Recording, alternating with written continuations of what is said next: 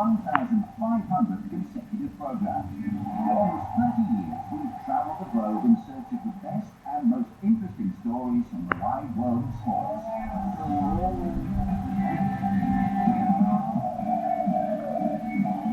It's been a quest that's taken us to every continent and to over 190 different countries.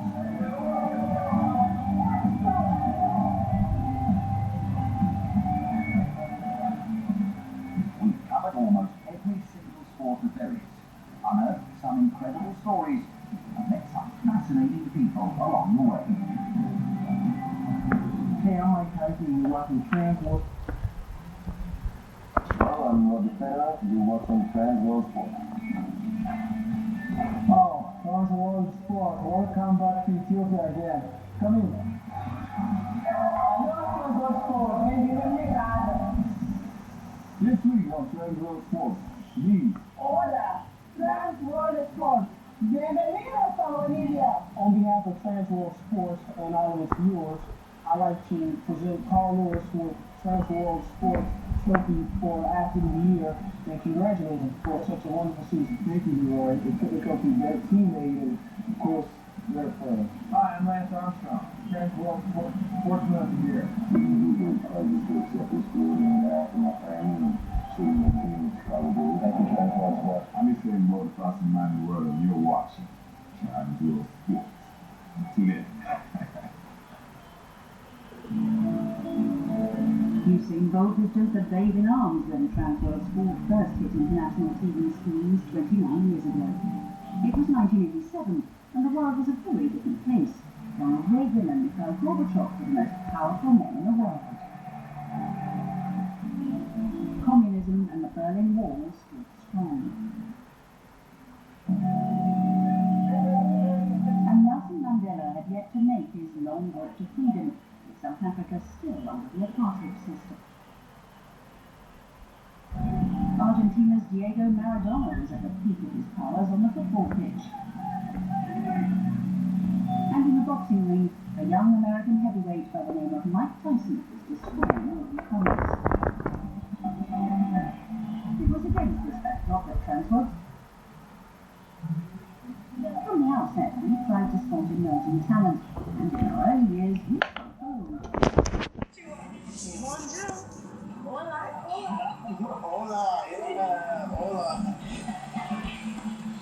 We were the first international TV program to profile the Williams sisters. Venus was 12 and Serena just 11. Their dad Richard revealed to us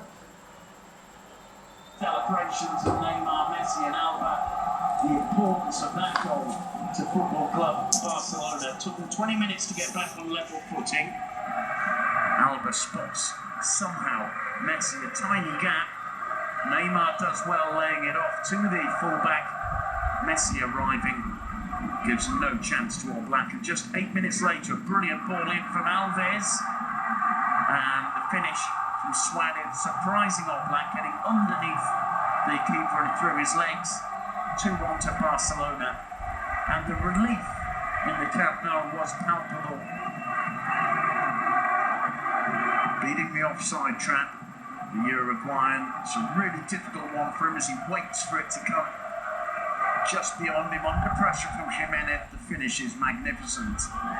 2-1, and then here, showing his frustration, Felipe Luis with a completely unnecessary challenge on Leo Messi. Well worthy of the red card, right in front of the technical areas. Luis Enrique, his reaction certainly was of fury. And then there's a remarkable save early in the second half from Bravo. It's Carrasco with the cross, and Griezmann doing everything right there. A little bit fortunate perhaps there, Bravo, but it goes down as an incredibly important save. Playing against 10 men, Godin already on a yellow card, makes again an unnecessary challenge really, bearing in mind where Luis Suarez was. Godin, who's considered by many just about the best defender in the Liga, if not Europe at the moment, leaves his side with 9. Full credit to Atletico, they never gave in. and they really did cause Barcelona problems. Augusto would pick up an injury to his left knee there. It's Iniesta with the foul. But he kind of seems to injure himself. Arda Turan came on in the second half to play against his former club. And worrying moments for Atletico. Mascherano with a nice touch there. Neymar picking out Busquets. Busquets through the middle. And Arda Turan with a chance to score against his former club. Just couldn't quite pull it off. It was a bold second half performance by 9 men at Atletico, but a vital win for Barcelona. Not at their best, but on top of the table. Barca 2, Atletico 1.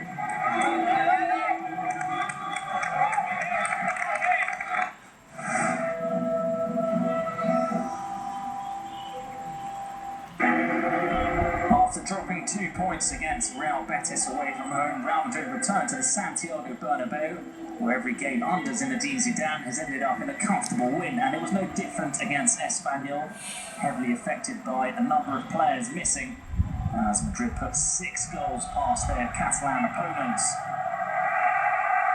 The big move from Konstantin Galka was naming Arlaukis in goal, Lithuanian, joining in the winter transfer window, and well, he had a debut to forget. At just 3 minutes into the game, he was already questioned there by Cristiano Ronaldo. And after 7 minutes, Espanyol's defence was finally opened. Space for James Rodriguez, who turned away from 2 Espanyol defenders, puts in the cross. Karim Benzema between both centre-halves somehow manages to be the only player to make contact with the ball. We'll see on the replay, it wasn't the cleanest of headers coming off the Frenchman's shoulder. And that was the first goal of 6 for Real Madrid. And a comfortable win which sees them step closer towards Atletico Madrid in the table, now just 1 point between both sides. After 10 minutes, Espanyol shooting themselves in the foot. Enzo Rocco with a clear penalty on Cristiano Ronaldo. Already put 5 past Espanyol at Cornell. Pratt today he'd make 3. The first one come from the penalty spot. Lithuanian keeper guessing the right way. But Ronaldo's shot perfectly executed into the bottom corner.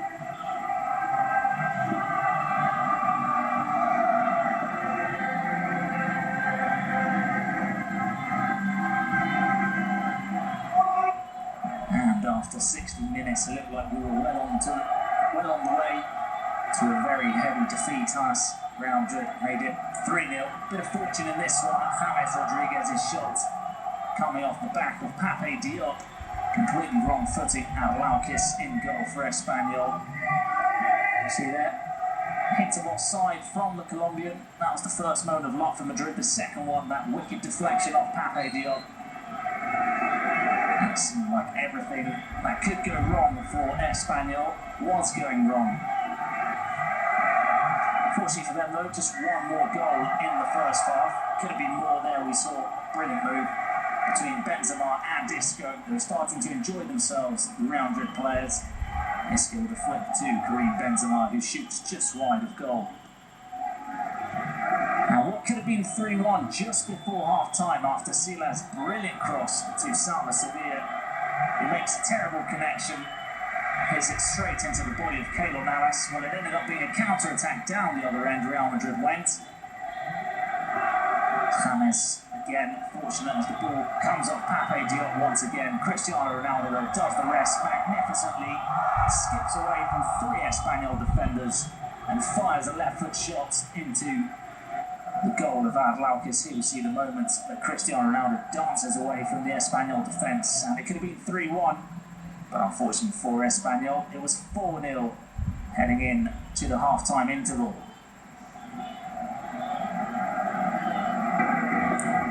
Now into the second half.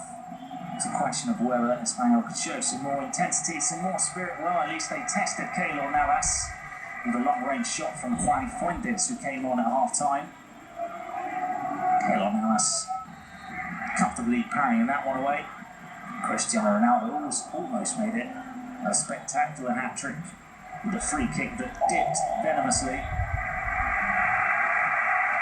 just onto the roof of the net. Here's a good run from Hernan Perez, perhaps the sole star performer for Espanyol on the evening. It ended up falling to the boots of Abraham, who also came off in the second half.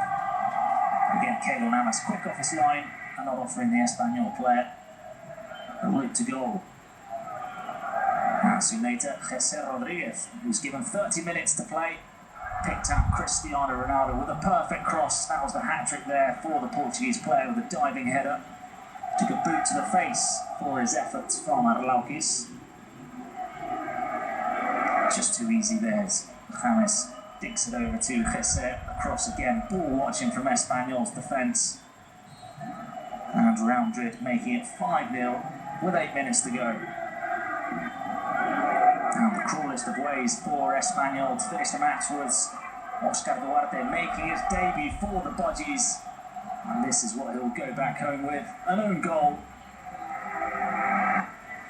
As the scoreboard was 6-0 with just 5 minutes to go there. There's a great work again from Jesse. Gets the cross away. Unfortunately for Duarte, it puts it past Arlaukis in goal. And that was the end of a disappointing night for Konstantin Galka, 6-0 to Real Madrid.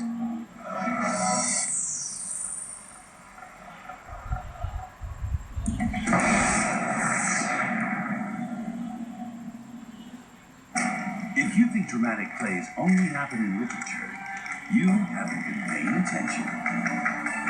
It happened when Clark replaced Rodgers. When a legend was surpassed with scoring in 11 straight games. When a champion's dream turned into a nightmare. And when these underdogs soared from zero to hero. All the drama you can dream of is all here in the Barclays Premier League.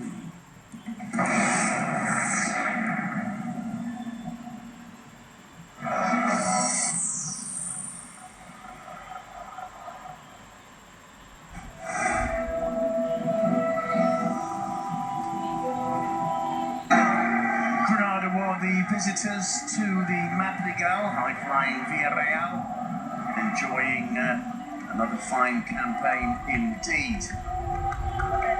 Granada have shown certain signs of improvement of late under Sandoval. In fact, we'll get off to a pretty decent start. In-form Rochina here with a brilliant ball through to Isaac's Success. Gets to test Areola. Unfortunately for the Andalusians, didn't quite test him enough, but an early shock there for the Yellow Submarine. And in fact, on the continuation, Jonathan Dos Santos with a pinpoint ball in there. And despite having 2 bites of the cherry, Roberto Soldado was unable to get it beyond Andres Fernandez. His second save here, the first one blocked, the second save spectacular. He manages to get in the air off a supine position. Good work, successful. The first touch is probably the second one that lets him down. And the counter-attack response from Villarreal, nearly catching them out. Dennis Suarez with a brilliant cross in here. It's a fine header too from Soldado. Really forcing the best out of Andres Fernandez. Excellent save. Good work, chances at both ends, especially working well on the break. Granada, El Arabi picking this one up. Not offered too much help, but just putting it wide. Success into the side netting. Does well to hold it up long enough there. El Arabi and successful. Just a little change of pace, getting into the box. Couldn't hit the target. That gave some confidence to Granada. It's Success once more. He gets the cross in, and it's Robert coming in, who half volleys it. Unfortunately for Granada, it's too close to Areola, but these were the best moments for Granada in the first half. Villarreal would have their chances too. Denis Suarez just dragging his shot wide there with 10 minutes to go before the break. It was a decent first half, both sides clearly going for the victory, having their opportunities. Villarreal probably just about edging it, although the final chance, or final decent chance of the first half, comes when success surprises Areola with a shot rather than a cross, the keeper getting down in time to block at the near post. 0-0 in the Madrigal at half-time. Images from the second half, 7 minutes after the restart. It's a brilliant corner from Denis Suarez. Bakambu with a header. And well saved by Andres Fernandez on his far post. Here, Soldado would be pulled back from Babin, and the referee points to the spot. Tremendous disappointment for the visitors. Let's have a look at it again. And you can see Babin just does enough, perhaps. Soldado certainly goes down relatively easy. Who steps up? Who else? Bruno Soriano, not for the first time this season, ensuring the 3 points for Villarreal. On this occasion, from the penalty spot, waits until he sees which way Andres Fernandez is going, and then blasts it the other way. It would in fact be the final, the only goal of the game. David Barral coming on to make his debut for Granada. We're going to depend a lot on David Barral, see if he can help them get through. El Arabi in stoppage time had that attempt, couldn't get it anywhere near the target. A 1-0 win to Villarreal. Quite frankly, Granada, their battle is at the other end of the table with their more direct rivals. Villarreal stay pushing in the European spots.